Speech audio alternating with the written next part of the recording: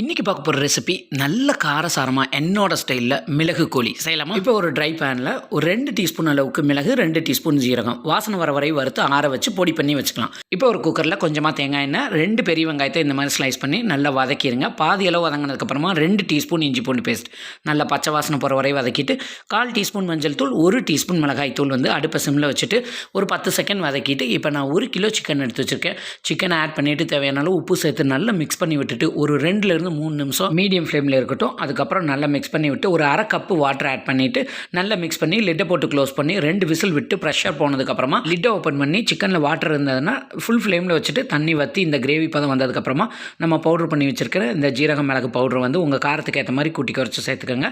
நான் வந்து 3 teaspoon add பண்ணியிருக்கேன். இது கூட கருவேப்பிலையும் ஆட் பண்ணி நல்லா மிக்ஸ் பண்ணி ஒரு 3 நிமிஷம் சிம்மில் வச்சுட்டு ஸ்டவ் ஆஃப் பண்ணிடுங்க. சூப்பரான மிளகு கோழி ரெடி. இது சாம்பார், ரசம், சப்பாத்தி, பரோட்டா, கீ ரைஸ் எல்லாத்துக்கும் சூப்பர் காம்பினேஷன். வீடியோ பிடிச்சிருந்தா சப்ஸ்கிரைப்